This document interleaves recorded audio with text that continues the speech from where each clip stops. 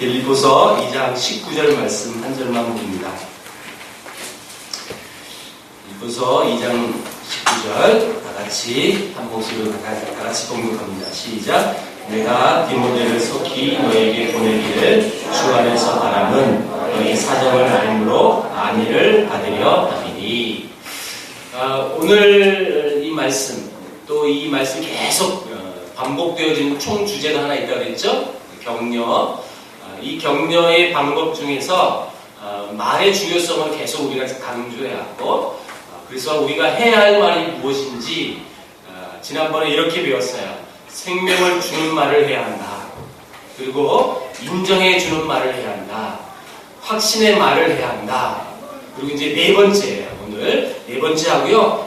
이제 그 네 번째 말을 하고 이제 말에 대한 부분을 정리하고 나서 이 격려의 방법 중에 말이 중요성이다. 그래서 말을 계속 말한 거예요. 그리고 그 말을 위해서 제가 말이 많은 거고요. 그 다음에 두 번째 방법을 소개할 거예요. 자, 그러면 이제 그 말의 중요성 최종적으로 마지막 우리가 해야 할 말이 뭐냐면 칭찬의 말을 해야 합니다. 아이들을 예로 들면 매일 일 저지르고 말썽 부리는 아이들을 매일 야단치거나 매일 잘못을 여러분 지적을 하면 여러분 그 아이가 그 잘못을 고칠 수 있을까요? 물론 잘못을 무조건 덮으라는 뜻은 아니에요. 잘못할 때는 확실히 잘못한 것을 인지시켜줘야 합니다. 그래서 매를 들 때도 확실히 매를 들어야 돼요. 제 교육 철학입니다. 그리고 성경에서 말해요. 여러분 성경에서 분명히 우리에게 자문서를 통해서 명백하게 자녀 교육의 방법을 말합니다. 여러분 사랑으로 그냥 저놈을 때릴 게 어딨냐고 그래서 무조건 덮어두죠. 걔는 문제가 많습니다. 물론 무조건 또 잘못을 지적만 하면 혼내기만 하면 그 아이도 문제입니다. 참 적절하게 해야 되는데 여러분 매일 지적하고 매일 혼내면 그 아이의 잘못이 바뀌어지지 않습니다. 뭐와 더불어서 써야 되냐면 칭찬을 더불어서 써야 돼요. 칭찬. 아무리 둘러봐도 저놈의 자식은 칭찬할 게 없어요. 이런 부모가 있거든요. 여러분 빨리 인정하세요. 아무리 씻고 봐도 칭찬해줄 구석이 없는데 그럼에도 불구하고 그 칭찬할 것을 찾아서 칭찬해보세요. 그렇다면 그 관계가 회복이 되어지고 또 그것이 자녀의 문제뿐만 아니라 대인관계도 마찬가지예요. 대인관계도 저 사람은 정말 저 상사는 저 동료는 저 친구는 정말 칭찬해주는 구석이 하나도 없어. 그럼에도 그를 인정하고 칭찬해보세요. 관계가 회복이 되어진다는 거죠. 물론 입에 발린 칭찬, 의례적인 칭찬. 목사님 이렇게 영화배우처럼 생기셨어요. 이건 의례적인 칭찬이에요, 여러분. 제가 영화배우보다 더 잘생겼거든요. 여러분 졸릴까봐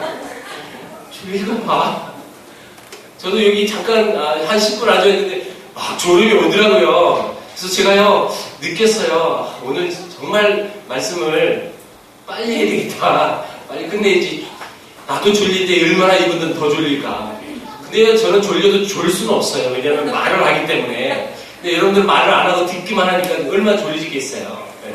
덜 졸리라고 썰렁한 유머 한번 해봤어요. 제가 어찌 영화배우보다 더 잘생겼겠어요. 그럼 제가 영화배우 했겠죠.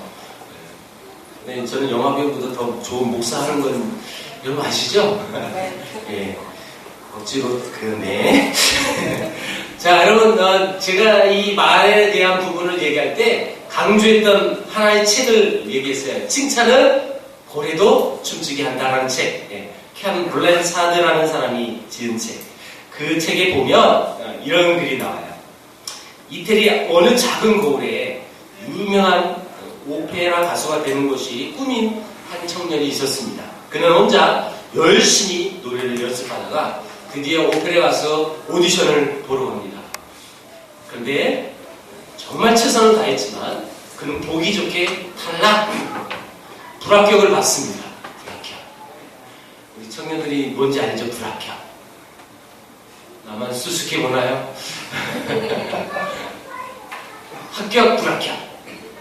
자, 여러분, 이 청년이 얼마나 낙심을 했는지 집에 와서 다시는 나는 노래를 부르지 않겠다고 결심했어요. 그때 이것을 지켜보던 어머니가 다가와서 이렇게 얘기합니다. 아들아, 나는 네가 세상에서 가장 아름다운 목소리를 지녔다는 것을 나는 알고 있다. 이 엄마는 네가 부르는 노래 소리를 들을 때마다 얼마나 행복한지 모른다. 엄마는 네가 꼭 유명한 오페라 가수가 되리라 믿는다. 이 청년은 이 어머니의 격려에 힘을 입어서 다시 노래를 시작했고, 그리고 실제로 오페라 가수가 되었습니다. 그의 이름은 유명한 알리코 카루소라는 사람입니다. 여러분 표정 보니까 안 유명한 것 같습니다. 처음 들어보죠? 옛날 사람이에요. 옛날 사람. 뭐 파파로치 이런 것보다 훨씬 더 이전 사람이에요. 아주 이태리의 유명한 테너 가수였습니다.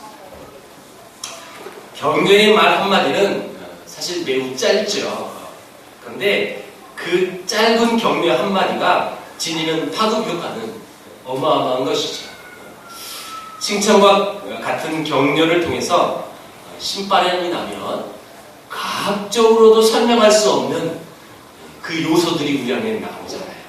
그래서 우린 요즘 과학적인 요소를 엔돌핀이 돈다, 그래서 굉장히 기쁘다. 그래서 과학적으로 어떤 물리적으로 설명할 수 없는 것들이 인체에서 나와가지고 굉장히 삶을 역동성 있게 활발하게 살아갈 수 있다는 것이죠. 그만큼 여러분 이 격려는, 이 칭찬의 말은 굉장히 중요한 말입니다. 근데 이 칭찬에 잘못된 모습들이 많이 있잖아요. 칭찬해야 되는데 칭찬하기는커녕 여러분 쫙 갔다가 잘못하는 것을 딱 발견하고 그때 딱 말하는 사람들 있잖아요. 언제 잘못할까? 그 잘못하는 것만 눈 뚫어지게 쳐다보는 그런 캐릭터. 네. 여러분 이런 반응을 학교에서 이렇게 불러요. 뒤통수치기 반응이라. 뒤통수치기. 뭔 얘기예요? 사람을 칭찬할 요소를 발견하는 것이 아니라 늘 언제 저 사람이 잘못을 할까? 언제 저 사람이 실수를 할까? 그것만 지켜보는 거예요. 꼭 여러분들 엄마 같잖아요. 그렇죠? 그렇지 않아요? 미안해요. 우리 집만 그런가 봐요. 유머예요. 유머. 여러분. 정확히 짚고 가야 돼요. 나 집에서 혼난단 말이야. 여러분 잘못을 하는 걸 찾으려고 하면 문제가 발생됩니다. 그럼 이런 반대로요. 그게 잘못된 케이스라면 잘된 케이스는 뭘까요? 그럼 뭐 할 때를 발견해야 됩니까? 잘하는 것을 발견합니다. 잘 지켜봤다가 실수도 있고 그리고 잘못하는 것도 보여주지만 그 사람이 그 중에서도 잘하는 모습을 지켜보는 거예요. 그래서 그때 칭찬해지는 거예요. 야, 넌 그것도 잘하는구나. 여러분 잘하는 일에 다른 사람이 관심을 갖고 초점을 갖고 내게 그런 말을 해주면요, 그 사람은요 그 칭찬을 받기 위해서 그 일을 더 열심히 합니다. 여러분 학교 다닐 때 생각해보세요. 학교 다닐 때 여러분 학교 다닐 때 요즘 학생들하고 교사의 관계는 옛날 우리 아날로그 시대를 살았던 사람들하고 좀 다른 것 같아요. 제가 봐도 좀 그래요. 여러분 우리 옛날에 우리 선생님들은 진짜 스승님이었죠. 스승님. 근데 그 스승님한테 이름을 한번 불려지는 건 얼마나 여러분 좋았어요? 요즘 사람들은 몰라요. 요즘 애들은 우리 중학생 고등학교 갈 때 한 반에 몇 명이었어요? 고등학교 마지막 3학년 때 몇 명? 40명. 이 학교 많은 거죠. 얘네들 물어보면 다 똑같겠네요. 화영이는 지금 몇 명이 다녀요? 30명. 보통 지금 30명 정도 되거든요, 클래스가. 저 다닐 때는 90명이었어요. 그러니까 여러분 선생님이 한 반 자기 아이들 90명인데 90명 중에 여러분 자기 이름을 기억하고 이름 불러주면 그 아이는 얼마나 좋은지 아세요? 되게 좋은 거예요. 여러분들 모르니까. 여러분들 맨날 불려주잖아요. 저는요 학교 다닐 때 선생님이 제 이름을 기억하고 불러주면 정말 좋았어요. 저는 국민학교죠. 국민학교 5학년, 6학년 때 제가 90명 중에 체육부장이었어요. 우리 담임 선생님이 운동을 그렇게 좋아했거든요. 그래서 저도 운동을 되게 어려서부터 잘했고 좋아했어요. 그래서 5학년 때 제가 그 선생님 밑에서 체육부장이 됐는데 6학년 딱 올라가니까 5학년 때 담임이 우리 선생님이었어요. 담임이 똑같은 거예요. 다른 건 다 뽑았는데 체육부장은 딱 제 이름을 불러서 체육부장은 이종훈이야라고. 그때 제 마음은 어땠을지 아세요? 세상을 다 갖는 기분이었어요. 선생님이 나를 기억하고 또 내가 잘하는 것, 내가 좋아하는 걸 시켜주니까 얼마나 좋은지 몰라요. 인정받는 거죠. 선생님에게 이름 하나 불려지는 것조차도 굉장히 기분 좋은 거예요. 근데 요즘은 너무너무 제가 봐도 옛날 모습하고 좀 다른 것 같아요. 그래서 저는 전에도 이 얘기했어요. 우리 현재 지금 디지털 시대를 살고 있지만 우리 어른들은 디지털 시대도 살지만 옛날 아날로그 시대도 살아봐서 정말 많은 것을 경험했기 때문에 정말 우리는 좋은 시대에 태어났다라고 생각해요. 여러분들은 몰라요. 이 아주 그 순수한 그런 부분들이 있거든요. 자, 여러분 우리가 해야 할 것이 바로 이런 거예요. 긍정적인 마인드를 가져서 그런 초점을 갖고 그 사람의 장점을 끊어주는 것. 그러면 되게 좋아합니다. 이 인간의 습성이에요. 습성. 너 그거 잘하는구나. 그러면 그 잘하는구나 그 말이 또 듣고 싶어서 그 일을 또 하는 거예요. 아이들의 습성이 그래요. 그래서 아이들의 교육도 바로 이런 부분 속에서 교육을 해야 하는데 칭찬을 하는 데 있어서 또 격려하는 데 있어서 아무렇게 해서는 안 됩니다. 그것도 법칙이 있는데 칭찬은 고래도 춤추게 한다는 그 저자가요. 칭찬의 방법 10가지를 이렇게 제시를 했었어요. 제가 읽어드릴게요. 칭찬한 일이 생겼을 때 즉시 칭찬해라. 곧바로 하라는 거예요. 두 번째, 잘한 점을 구체적으로 칭찬해라. 여러분, 넌 잘한다 하지 말고 무엇을 잘하는구나 구체적으로 하라. 세 번째, 가능한 한 공개적으로 해라. 이렇게 공개적으로 많은 사람들이 다 들을 수 있도록. 여러분, 이건 진리는 아닙니다. 먼저 전제를 할게요. 성경에 나온 내용은 아닙니다. 한 사람이 칭찬의 10가지 방법을 이렇게 기록했다는 거예요. 네 번째, 결과보다는 과정을 칭찬하라. 다섯 번째, 사랑하는 사람을 대하듯 해라. 그러니까 사랑으로 하라는 거예요. 여섯 번째, 거짓 없이 진실한 마음으로 칭찬하라. 일곱 번째, 긍정적으로 관점을 전환하여 칭찬한 일을 찾아서 칭찬하라. 계속 찾으라는 거죠. 여덟 번째, 여의치 않을 때, 힘들고 어렸을 때 더욱 격려하라. 아홉 번째, 잘못된 일이 생기면 관심을 다른 방향으로 유도해라. 거기서 계속 이렇게 침체될 수 있으니까 화점을 탁 바꾸라는 거예요. 마지막 열 번째, 가끔씩 자기 자신도 칭찬하라. 자기 자신을 칭찬할 줄 모르는 사람은 남도 칭찬할 줄 모른다는 거예요. 그런 법칙 안에서. 그래서 여러분 스스로 한번 칭찬해 보세요.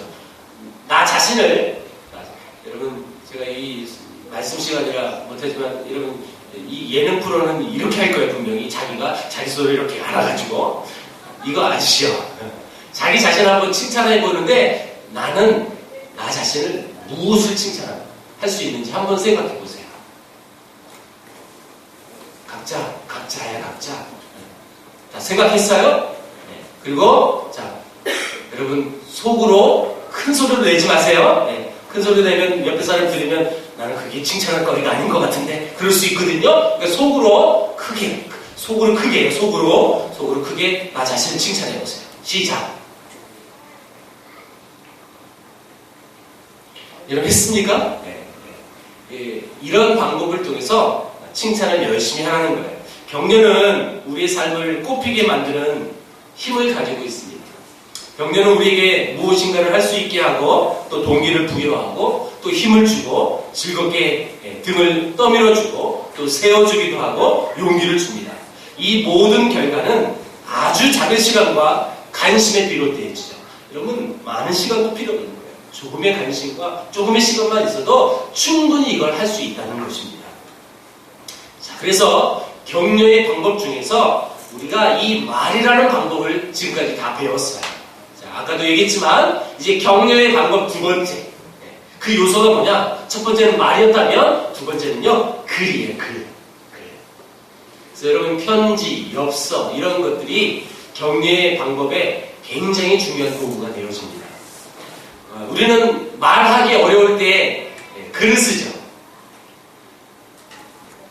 가끔 뭐 생일이라든지 결혼기념이라든지 어버이날 이런 때 보면 우리 자녀들이 책상에 이렇게 글을 이렇게 엽서를 써놓은 걸 봐요. 초등학교 학생은 초등학생답게 그림을 이렇게 그려놓고 하트 뿅 해가지고 엄마 아빠 사랑해요 이렇게 이제 나이가 드니까 그 문장이 많아지더라고요. 그래서 직접 앞에서는 얼굴 맞대고 말을 못하지만 글로 표현하는 그런 모습을 종종 봐요. 여러분들도 볼 거고 또 우리 자녀된 분들은 또 여러분들 경험이 또 그랬을 거예요. 엄마 아빠한테 하지 못하는 말. 하루는 우리 아들이 장문에 글을 썼어요. 허락해 달라는 뜻이 한마디로 얘기하면 이런 말을 하지 못할 때 글로 표현하는 방법이 아주 좋은 방법이죠. 제가 강의 사역을 하다 보면 YM 예수전도단 이 선교단체는 꼭 강의를 끝나면 그 훈련생들이 강사를 향해서 땡큐 카드라는 걸 씁니다. 땡큐 카드. 그래서 강의 중간에 막 뭐가 돌아다녀요. 이렇게 넘기고 그걸 땡큐 카드 쓰는 거예요 지금. 제가 강의를 마치고 나서 굉장히 그러니까 이 선교단체에서 강의하면 일단 시간이 길어요. 시간이 기니까 여러분 제 강의한 사람은 저는 굉장히 몸이 지칩니다. 근데 그 지친 몸으로 땡큐 카드를 받고 차 안에서 땡큐 카드를 읽을 때 저도 모르게 이렇게 웃나 봐요. 그러면 우리 집사람은 꼭 말 한마디 해요. 뭐가 그렇게 좋아서 웃냐고. 제 특징인데요. TV에 축구하면 제 발이 움직이고요. 야구하면 제 몸이 움직이고요. 맨날 제 모습 보고 우리 집사람이 놀려요. 당신이 하냐고. 근데 땡큐 카드 읽으면서도 저도 모르게 이렇게 웃게 되나 봐요. 놀려요. 뭐가 그렇게 좋냐고. 그래서 저는 그런 소리 들으면 아무 말 안 하고요. 제가 다 읽고 집사람에게 땡큐 카드 줘요. 읽어보라고. 물론 저랑 동일한 감정을 갖지는 않을 거예요.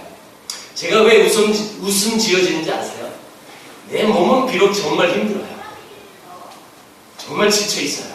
그런데 많은 말 아니에요. 한 사람이 뭐 많이 써야 몇 줄 쓰거든요. 근데 그 말 한마디 한마디가요. 내 지친 마음과 내 지친 육체가요. 굉장히 힘을 쏟게 만들어줘요. 실제로. 굉장히 여러분 용기를 얻어요. 아무것도 아닌 것 같지만 굉장히 힘을 줘요. 물론 그 안에는 여러분 아까 얘기했던 잘못된 의례적인 칭찬도 있어요. 사실 너무 잘생기셨어요. 뭐 잘생겼는데 말씀도 좋네. 뭐 이런 아주 의례적인 칭찬은 제가 다 걸러낼 수 있거든요. 근데 거기에 진짜 진심이 묻어나는 말들이 있어요. 나는 이 역사가 정말 싫었었는데 이 강의를 통해서 역사 속에서 이러신 하나님을 발견해서 너무너무 감사합니다. 제 눈을 열게 해주셔서 고맙습니다. 이런 분들을 보면 지친 마음이 확 여러분 힘이 쏟는다니까요. 근데 제가 그 땡큐 카드 중에 제 머릿속에도 여러분 수없는 땡큐 카드를 받았지만 내 머릿속에 정말 인상 깊었던 땡큐 카드가 하나 있어요. 그게 뭐냐면 한 6, 7년 전의 이야기인데 보통 예수 전도단 가야 땡큐 카드를 받습니다. 다른 단체는 거의 안 합니다. 근데 양화진에서 땡큐 카드를 처음 받아봤어요. 양화진은 여러분 야외잖아요. 야외. 선교사 묘지를 다 안냈는데 어느 한 팀이 끝나고 나서 5분 안에 재빨리 써서 나한테 갖고 온 거예요. 그 팀이 누구냐면 몽골 학생들. 한국의 한 선교사님이 몽골에 가서 신학교를 세웠고 4년 동안 열심히 신학 공부시켜서 신학교 졸업여행을 하고 온 거예요. 그리고 양아지에 안내를 받고 싶어서 제게 연락 왔고 그래서 제가 안내를 해드렸어요. 그들이 어떻게 안내를 받았느냐, 제가 우리말로 하면 한 학생이, 몽골 학생입니다. 몽골 학생이 우리말을 열심히 배워서 제 말을 듣고 자기 몽골어로 친구들에게 통역을 해주는 거예요. 근데 제 이 머릿속에 아주 생생하게 기억이 남는 건 그 친구가 통역을 하면 그 말을 듣는 순간 그 친구들이요, 신학생들이요, 다 눈물을 흘리고요. 막 감동받고 은혜받는 모습이 완전히 보여지는 거예요.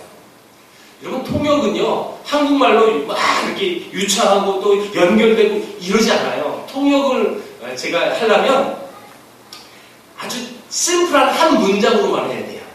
그래야 전달이 되고, 그리고 이게 딱딱 맞아요. 그래서 외국인들에게 뭐 강의를 하거나 양아지를 안날 때 굉장히 어려움이 있어요. 왜냐하면 우리말은 굉장히 능숙능란하게 계속 몇 문장을 묶어서도 이렇게 얘기하는데 꼭 한 문장씩만 해야 되니까 이게 굉장히 어렵거든요. 말하는 사람에게. 근데 그런 단문인데도 불구하고 굉장히 은혜를 많이 받았어요.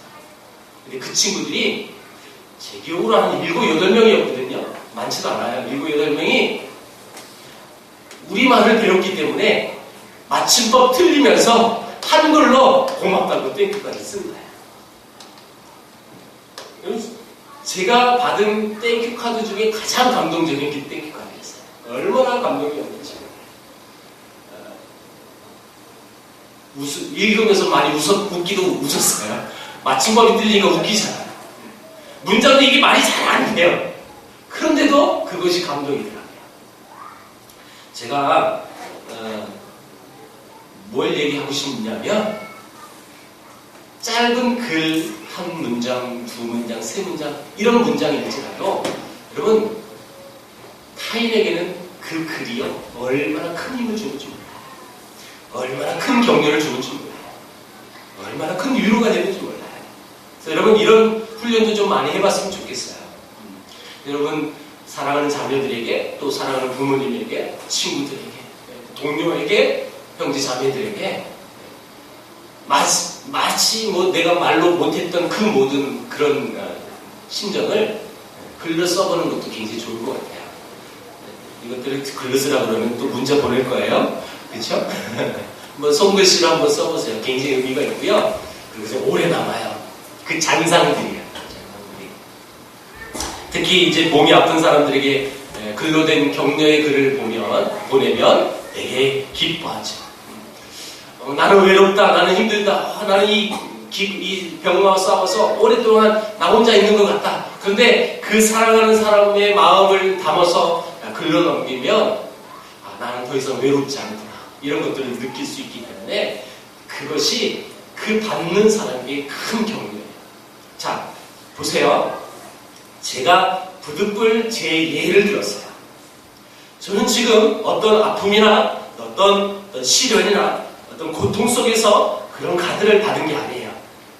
제가 좋아서, 제가 기뻐서 하는 사역 가운데 감사 카드를 받는데, 그 감사 카드 그거 하나로도 제게 힘이 되고 큰 격려가 되는데, 내가 어렵고 내가 힘들어 있는 상태에서 그런 글을 받으면 얼마나 더 큰 힘이 있는 거예요. 그래서 여러분, 이런 글을 남기는 훈련을 많이 하십시오. 그리고 가족에서도 많이 쓰십시오. 우리 신앙인들이 넌 크리스찬들하고 차이점이 뭘까요? 하나님의 사랑 때문에, 그 하나님의 사랑을 경험했기 때문에 세상 사람들이 할 수 없는 것들을 할 수 있는 게 우리 아니겠습니까? 그래서 여러분, 아버지 학교 같은 이런 학교가 있어요. 여러분 들어봤죠? 어머니 학교도 있고요. 요즘 시어머니 학교도 있대요. 이런 학교들의 특징이 뭔지 아십니까? 저도 커리큘럼을 보고 많이 얘기 들었거든요. 아버지 학교 가면 아버지들이 지난날 아내하고 자녀들에게 잘못했던 일들을 다 쓰라는 거예요. 편지를 쓰라는 거예요, 편지를. 근데요, 그 편지 편지 쓰면서 그 마음이 치유가 됩니다. 내가 잘못했던 것들을 뉘우치게 하고, 또한 그 편지를 여러분 가족이 읽었을 때 그 아팠던 상처가 치유가 됩니다. 이런 방법이 이런 특별한 이 아버지 학교, 어머니 학교 같은데 그대로 쓰여져요. 그게 굉장히 효과적이에요. 효과적. 이런 방법을 우리가 알고 있는데 이제 써봐야 될 거 아니겠습니까? 그렇죠? 그래서 오늘 집에 가서 꼭 내가 꼭 누구에게 쓰고 싶다. 이건 안 됩니다. 연애 편지는 안 되고요. 꼭 사랑하는 연인 빼고 부부 간에 또 자녀 간에 또 부모 자식 간에 이런 것들을 좀 써봤으면 좋겠어요. 한번 해보십시오. 자,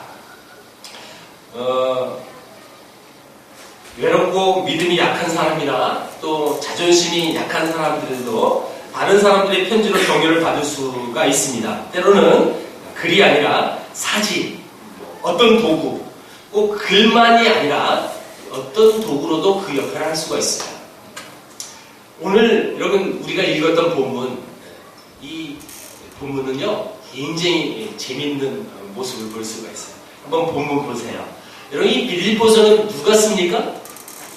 바울 선교사님이. 여러분 이 편지를 쓴 장소는 어디입니까? 로마 감옥. 그리고 그 안에서 빌립보 교회에다가 편지 쓰는데 19절에 보니까 디모데라는 사람이 등장해요.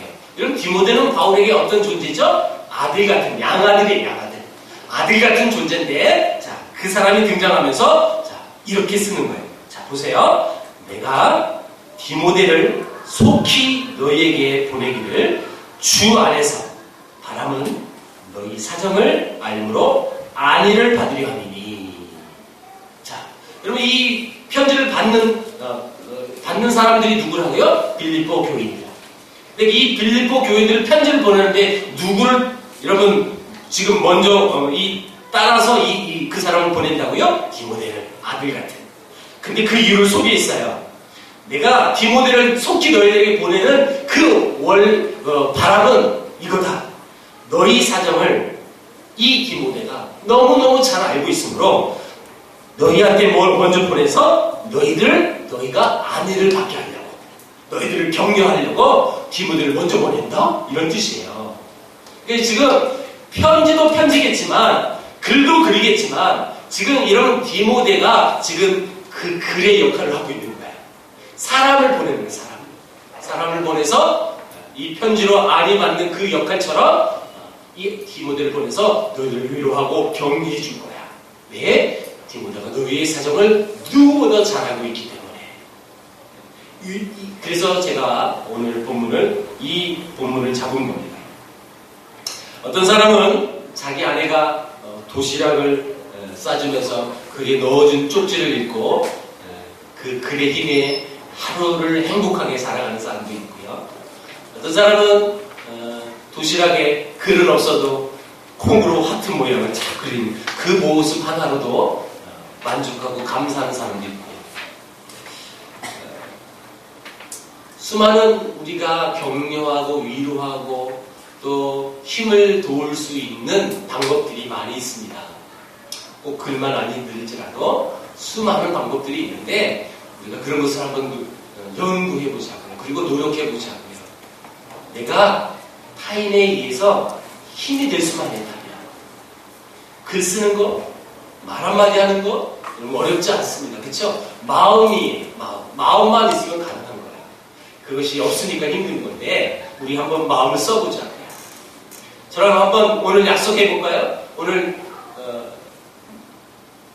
많이 없어요. 그렇죠?